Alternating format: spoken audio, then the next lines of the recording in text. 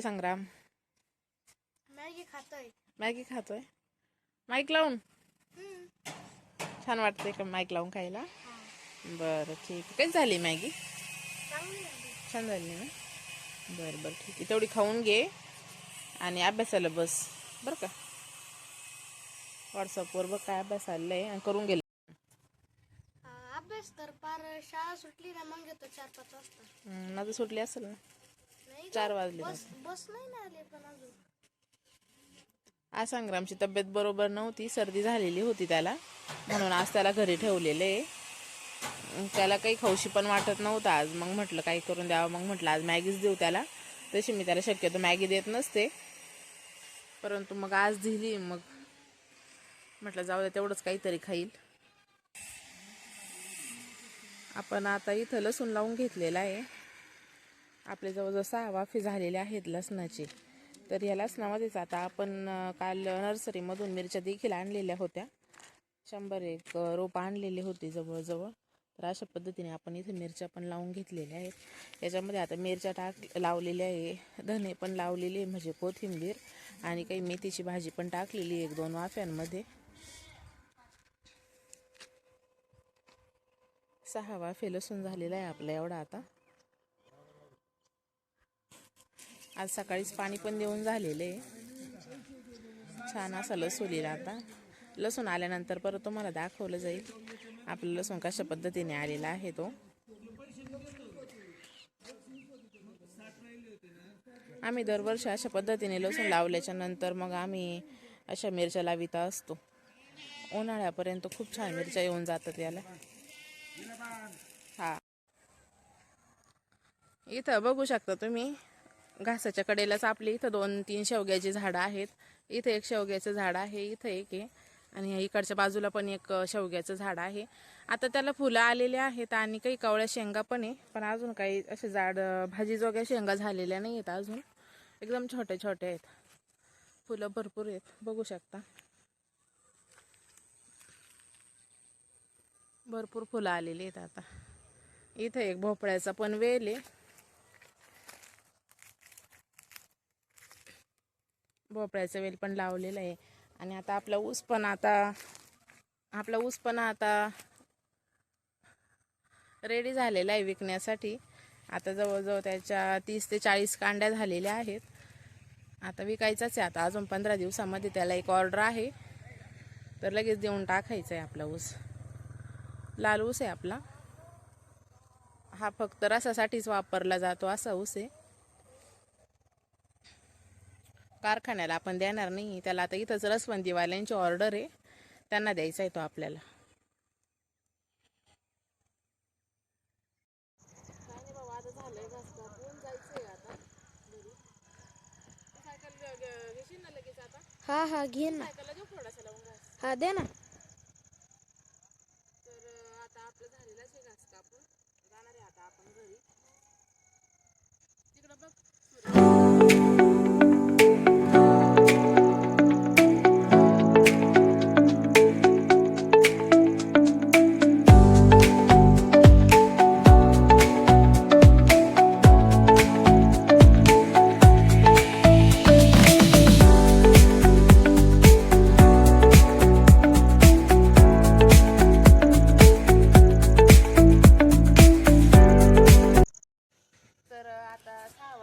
आता आपल्याला स्वयंपाक बनवायचा आहे. तर आपण स्वयंपाकामध्ये आता कारल्याची भाजी बनवणार आहे आणि अजून काहीतरी एक ओली भाजी पण बनवायची आहे.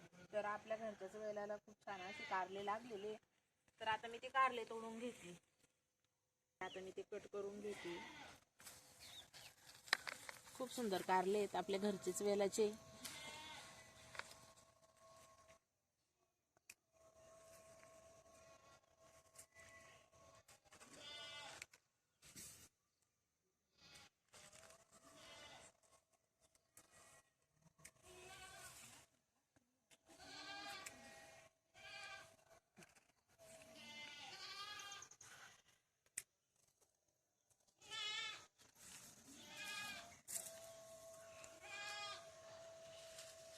इतके कारले निघालेले आता आपले.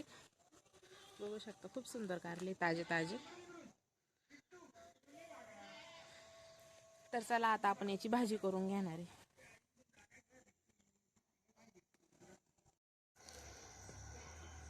आता इथं छान अशी चूल पेटवून घेतलेली आहे आपण. आणि आता आज आपल्याला कारल्याची सुक्की भाजी बनवायची आहे आणि काळ्या मसाल्यातलं बटाटा बनवायचं आहे. तर इथं आपलं मस्तपैकी बटाटे कापायचं काम चालू आहे. आणि मी इथं ना मसाला काढून घेतलेला आहे दोन्ही पण भाज्यांचा. इकडचा आहे तो कारल्यासाठी काढून घेतलेला आहे आणि इथं कांदे वगैरे भाजून घेतलेले आहेत. ते काळ्या बटाट्यासाठी मी हा मसाला काढून घेतलेला आहे. तर अशी छान अशी चूल पेटलेली आहे. आता आपण इथं बटाट्याची भाजी करून घेणार आहोत. तर मी आता मसाला मिक्सरमधून काढून घेते. आता छान असा जाळा लागलेला आहे. आपण आता त्याच्यावर एक कढई ठेवून घेतलेली आहे. मी तेल पण टाकलेले. त्याच्यामध्ये मी आता हळद टाकून घेते आणि जे आपण बटाटे कापून घेतलेले होते ते पण टाकून घेणार आहे मी त्याच्यात. आता हळद टाकून आपण बटाटे चांगले आता परतून घेणार आहे.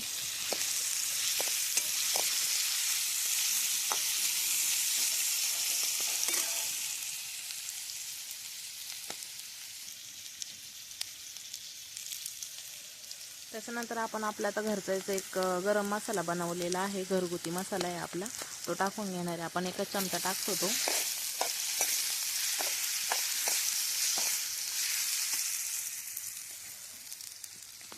आणि आता मी जे कांदा खोबरं वगैरे मी मसाला काढून घेतलेला होता तो पण टाकणार आहे त्याच्यामध्ये.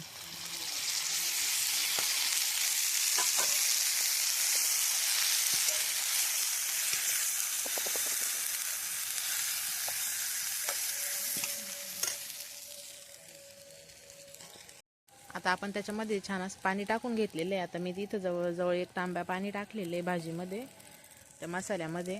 आणि आता हे चांगलं 15 ते 20 मिनटं मी चांगली उकळी येऊन घेणार आहे. उकळी आल्याच्या नंतर मग बटाटे शिजून जातील, मग आपली भाजी तयारच होणार आहे. आता फक्त मीठ टाकायचं राहिलेलं तर मीठ पण टाकून घेणार आहे मी.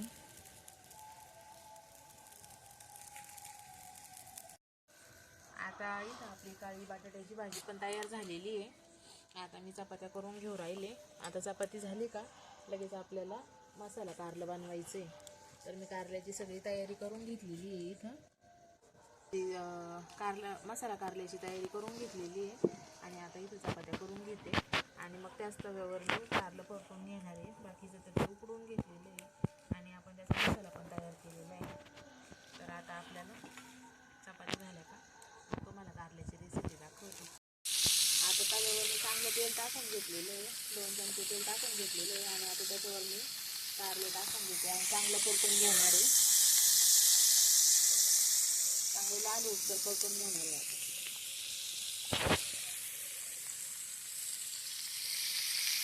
त्याचा पूर्ण कडूपणा निघून जाईल. आता आपण हे कारले मी टाकून उकडून घेतलेले होते, 5 मिनिटं उकडले होते. ताजे कारले होते त्यामुळे काही वेळ पण नाही लागलेला आपल्याला उकडायला. ते झाले म्हणजे जास्त वेळ लागतो किंवा फ्रीजमध्ये ठेवलेले असते तरी जास्त वेळ लागतो. पण तुम्ही बघितलं आताच मी वेलाची तोडून लगेच करायला घेतलेली आहे. एकदम ताजीच कारलेत आपले. आता मी अजून 2 ते 3 मिनिटं चांगले परतून घेणार आहेत त्याला, म्हणजे पूर्ण ते लाल झाले पाहिजे. ते तेल त्याच्यासाठी आपलं थोडंसं जास्तच लागेल, जास्त टाकायचं म्हणजे चव पण छान लागते ना.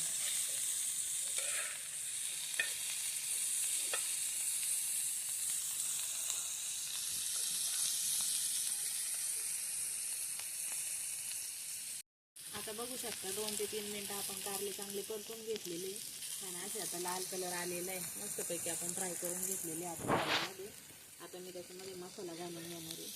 आता मसाला आपण याच्यामध्ये खोबरं, शेंगदाणे आणि लसूण घातलेला आहे. मिरची पावडर पण मी याच्यातच टाकून घेतली होती. गरम मसाला त्याच्यातच टाकून घेतलेले आहे आपण हे सगळं. आता चांगलं परतून घेणार आहे. मसाला जास्त वेळ नाही परतणार. शेंगदाणे वगैरे भाजून घेतलेले, खोबरं पण अगोदर भाजूनच घेतलेलं होतं. त्याच्यामुळे फक्त आता हे कारल्याला व्यवस्थित लागलं आणि थोडंसं क्रिस्पी वाटलं आपल्याला शेंगदाणे आणि खोबरं तर लगेच आपण तवा खाली घेणार आहे चुलीच्या.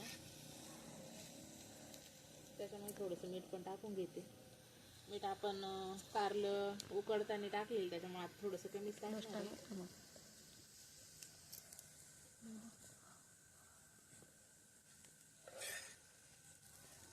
भरपूर कारलं झालेलं आहे. आता बघू शकता. आता हे कारलं तुम्ही 2-3 दिवस पण खाऊ शकता. फ्रीजमध्ये ठेवलं तर 4-5 दिवस पण टिकल. पूर्ण असं तेलामध्ये केलं आणि असं पूर्ण सुक्क आहे, 2-3 दिवस टिकतं. असं पद्धतीने केलेलं कारलं आणि अजिबात कडू पण होणार नाही. तुम्ही करून बघा.